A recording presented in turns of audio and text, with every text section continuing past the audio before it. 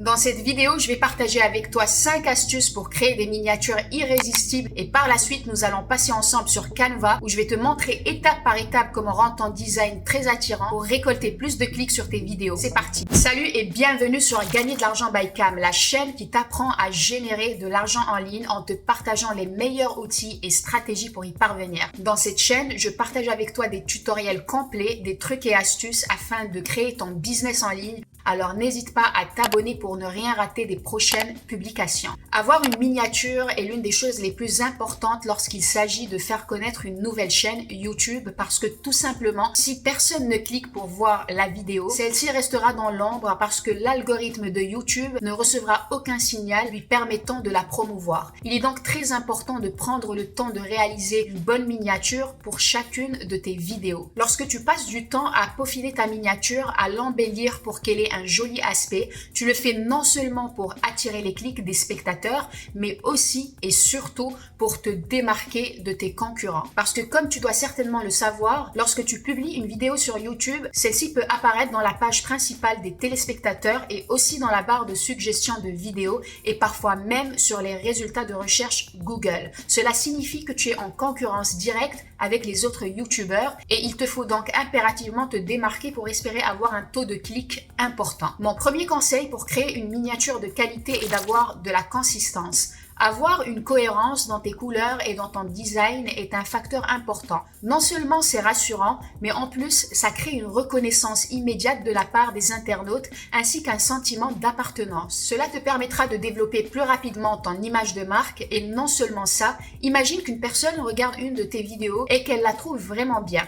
Puis qu'à la fin de cette même vidéo, YouTube lui en suggère une autre qui t'appartient dans le fil de suggestion. Eh bien, si tes miniatures ne sont pas cohérentes et se différencient trop les unes des autres, la personne qui a précédemment visionné ta première vidéo et l'a aimée ne cliquera pas sur l'autre parce qu'elle ne saura simplement pas que c'est toi qui l'as produite. D'où l'importance d'avoir de la consistance. Je te conseille donc de sélectionner 3 ou 4 couleurs qui se marient bien ensemble, ainsi qu'une ou maximum 2 polices. Pas la police les poulets là, le style de texte j'entends, et de toujours les reproduire dans tes miniatures. Pour faire ça, le site Color Hunt t'aidera grandement. Rien de plus simple, tu te rends sur colorhunt.co, tu sélectionnes tes couleurs préférées. Ici, je vais choisir pour l'exemple le rouge, le jaune et le noir. Et là, comme tu vois, tu as plein de différentes combinaisons. En positionnant mon curseur sur chacune d'entre elles, j'ai un code couleur qui apparaît et si je clique dessus, ce dernier est directement copié. Par la suite, tu vas aller copier ces différents codes couleurs dans le logiciel que tu utilises pour créer ta miniature. Personnellement, j'utilise Canva, pas besoin de faire compliqué. Assure-toi de rester jusqu'à la fin de cette vidéo parce que je te montrerai comment faire une belle miniature en live et pendant que tu y es, mets-moi un bon pouce dans l'air pour que je continue à te partager des vidéos comme celle-ci. Mon deuxième conseil pour créer une miniature de qualité est de susciter la curiosité. Pour être en mesure de susciter la curiosité, il faudra que tu utilises toutes les opportunités lors de la création de ta miniature pour véhiculer un message percutant qui donne envie que l'on clique dessus. Pour cela, je te conseille de diversifier tes titres. Comme tu le sais, en dessous de chaque miniature sur YouTube se trouve le titre de la vidéo qui indique ce que cette dernière aborde. Dans ta miniature, assure-toi d'inscrire 3 ou 4 mots qui sont complémentaires au titre de ta vidéo. Je te conseille de mettre une phrase différente que celle que tu auras choisie comme titre pour ta vidéo parce que ça serait dommage de se répéter alors que tu peux en profiter pour attiser la curiosité des internautes. Par exemple, je dis n'importe quoi, mais si tu es dans la niche de la nutrition et que tu fais une vidéo qui s'intitule 3 recettes gourmandes et non caloriques, dans ta miniature, tu peux inscrire comme texte 100% chocolat. Je pense que tu as compris le principe. Numéro 3, véhiculer de l'émotion. Les êtres humains sont avant tout des êtres sensoriels. Nos sens nous permettent d'évoluer dans plein d'environnements différents et c'est grâce à eux que nous tissons des liens avec les autres, que nous avons des pressentiments, que nous évitons des dangers, etc. Alors, il faut que tu utilises cette caractéristique humaine générale pour véhiculer de l'émotion dans ta miniature et mettre l'accent sur la communication non verbale. Autre chose, les êtres humains sont naturellement attirés par les formes de visage humains. D'ailleurs, Lorsque nous regardons des nuages, très souvent, nous en percevons des visages. Dans ta miniature, n'hésite pas à mettre un personnage très expressif qui a un regard et une mimique particulière. Plusieurs youtubeurs ont compris cela et travaillent désormais leurs miniatures avec ce principe en choisissant des visages expressifs qui véhiculent de la curiosité, de la peur, de la joie, de la frustration ou même un choc. Numéro 4, augmenter la netteté et le contraste. Lorsque tu choisis une image pour ta miniature, il est important que celle-ci reflète exactement ce que tu abordes dans ta vidéo parce que si une personne clique dessus et se rend compte que ta miniature n'était pas représentative du contenu, elle va quitter et cela te pénalisera car ça enverra un mauvais signal à l'algorithme de YouTube qui cessera de promouvoir ta vidéo.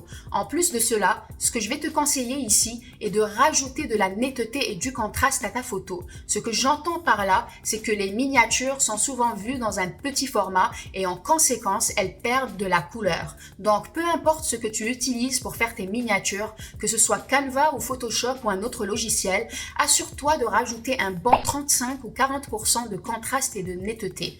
De cette manière, tu pourras te démarquer lorsque ta miniature apparaîtra à côté de celle de tes compétiteurs. Numéro 5, le CTR. Le CTR veut dire en anglais Click to Rate, ce qui signifie le taux de clic. Dans ton YouTube Studio, toutes les fois que tu auras posté une vidéo, tu seras en mesure d'aller voir les analyses détaillées de tes résultats. On va s'intéresser principalement au taux de clic parce qu'il va nous donner des informations précieuses sur notre miniature. Un taux de clic élevé est une bonne chose, tandis qu'un taux de clic faible va nous informer que notre miniature n'est pas suffisamment attrayante et qu'il faudra donc la changer ou la perfectionner pour la rendre meilleure. Sur YouTube, tu n'auras aucun impact négatif à changer ta miniature et tu ne seras pas pénalisé. Donc, il ne faut pas hésiter à le faire si c'est nécessaire. Généralement, un bon taux de clic se situe entre 6 et 10% et si c'est plus, ce n'est que meilleur. Sur l'une de mes vidéos qui a eu une bonne performance, j'ai eu un taux de clic de 9,5%.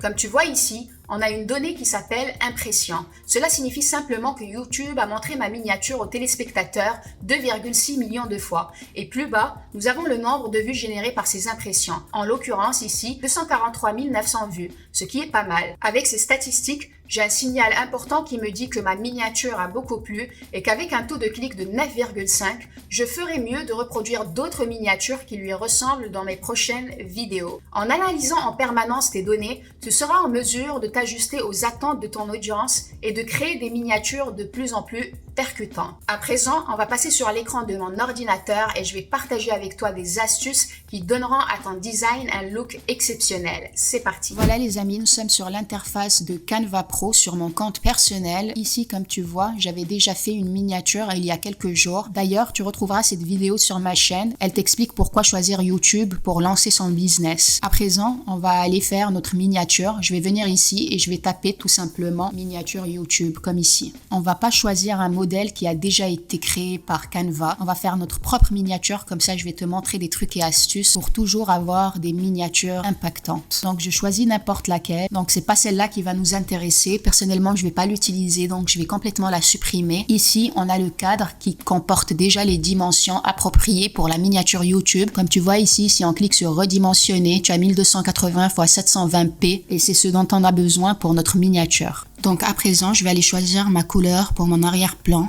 J'ai déjà sélectionné mes couleurs sur Color Hunt et je vais choisir le rouge. Personnellement, j'aime pas trop quand la couleur de fond est une couleur unie, donc je vais aller chercher une couleur plutôt dégradée. Je vais cliquer sur éléments juste là. Ensuite, dans la barre de recherche, je vais taper fond rouge. Comme tu vois, on a différents résultats, des graphiques, des photos et des vidéos. Je vais aller cliquer sur photos pour voir ce qu'on me propose. Comme tu vois ici, j'ai plein de résultats et je peux utiliser ces photos autant que je veux. L'avantage avec Canva Pro, c'est que tu ne seras pas du tout limité dans tes designs. Je te laisse un lien dans la description juste en dessous de cette vidéo qui te permettra de profiter de tous les outils de Canva Pro gratuitement pendant 30 jours. Alors n'hésite pas à aller voir. Voilà, maintenant que j'ai mon joli fond rouge, je vais aller chercher un trait que je vais placer au milieu parce que l'idée que j'ai en tête est de montrer un avant et un après. Je vais tout simplement aller sur la barre de recherche, je vais inscrire trait et là, comme tu vois, on a plusieurs résultats qui s'offrent à nous. Je vais essayer celui-là, mais je le trouve beaucoup trop mince. Du coup, je pense que je vais le changer.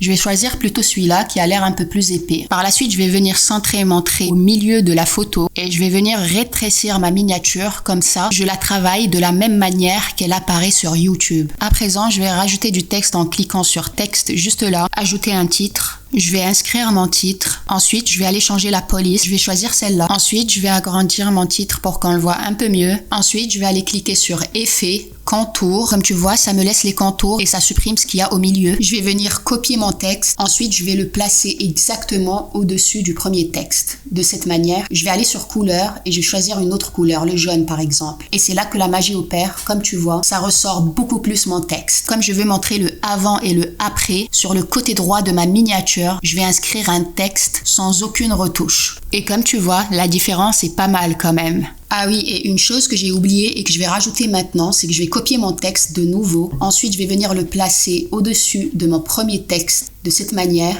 Je vais cliquer sur Position, Arrière. Ensuite, je vais aller sur Effet. Je vais choisir cette fois-ci Ombre. Je vais enlever la distance, je vais enlever l'angle et je vais rajouter du flou et de la transparence. Et comme tu vois, ça me met une jolie ombre en arrière de mon texte, ce qui le fait ressortir encore plus. Je vais continuer la suite de ma miniature en rajoutant un nouveau titre. Par la suite, je vais aller sélectionner la même police que plus tôt. Et de la même manière, je vais sur Effet, Contour, je copie mon texte et je viens le coller juste au-dessus, comme ça. Cette fois-ci, je vais choisir le blanc comme couleur. On va bien positionner ça pour que ça fasse joli. Et puis de l'autre côté, du côté droit, je vais écrire incroyable tuto, mais cette fois-ci sans aucun effet parce que, encore une fois, je veux montrer le avant et le après. D'ailleurs, petite astuce en plus pour ta miniature, le avant et le après, ça marche très bien. Ensuite, je suis allée sur Google, j'ai inscrit logo Canva, j'ai eu plein de résultats, alors j'en choisis un, je vais faire une capture d'écran et je vais aller le positionner sur ma miniature. Bien évidemment, je vais pas le laisser comme ça, sinon ça serait tout moche. Je vais cliquer sur modifier l'image, effaceur d'arrière-plan et c'est là que la version de Canva Pro est super intéressante parce qu'elle va nous supprimer instantanément notre arrière-plan. Ce que je vais faire à présent, c'est que je vais cliquer sur modifier l'image, brillance, je vais cliquer sur les paramètres, je vais enlever le flou, ensuite je vais choisir la couleur blanche et je vais augmenter la transparence et comme tu vois, mon logo est maintenant contourné d'une couleur bien blanche. Je peux augmenter la taille pour que l'on voit un peu plus mon contour. À présent, je vais aller rajouter une ombre noire sur mon logo et je vais aller de nouveau rajouter de la brillance, mais cette fois-ci, je vais augmenter le flou et la transparence. De cette manière, j'ai une jolie ombre sur le logo Canva qui le fait bien ressortir. À présent, je vais faire la même chose du côté droit mais sans aucune modification. Je vais rajouter la tête d'un personnage qui est un peu choqué. Pour faire ça, je vais sur la barre de recherche, je vais inscrire wow et comme tu vois ici, dans l'onglet graphique, ça nous met plein de petits personnages qui sont choqués. Sur la partie photo, j'ai plein de différentes photos. Si par exemple je choisis celle-là, je vais aller lui retirer l'arrière-plan, je clique sur modifier l'image, effaceur d'arrière-plan et voilà. Je vais aller la placer quelque part sur mon image de sorte à ce que ça soit joli, mais personnellement, je suis pas très satisfaite du résultat, donc je vais aller en choisir une autre. J'ai sélectionné finalement ce petit bonhomme, je vais aller lui rajouter un contour, je clique sur brillance, ensuite je vais enlever le flou, je vais augmenter la transparence et je vais mettre la couleur blanche. Par la suite, je vais aller encore lui rajouter de la brillance, je clique dessus, modifier l'image, brillance et cette fois-ci, j'augmente le flou et j'augmente la transparence. De cette manière, je vais avoir une jolie ombre noire juste derrière mon personnage. Je vais aller faire la même chose de l'autre côté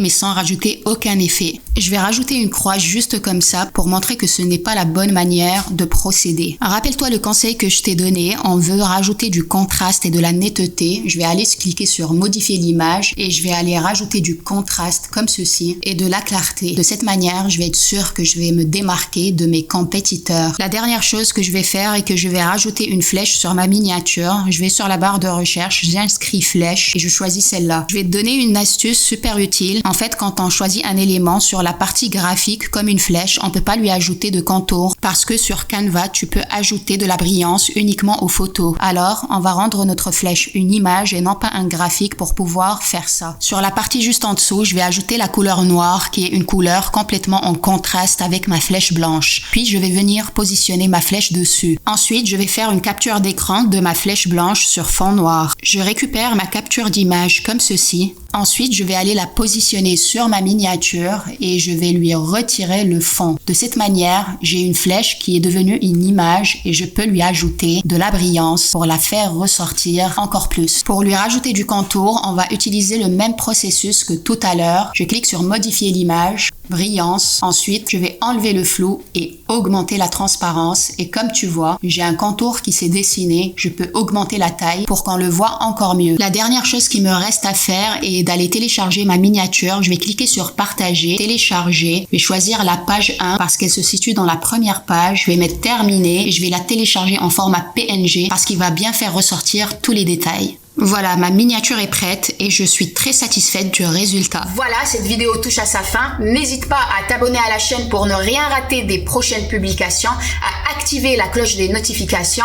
et à me laisser un commentaire pour me dire où tu en es exactement dans ton processus de création. Puis je te laisse un lien de Canva si tu souhaites t'inscrire pour créer des miniatures comme je te l'ai montré. À bientôt.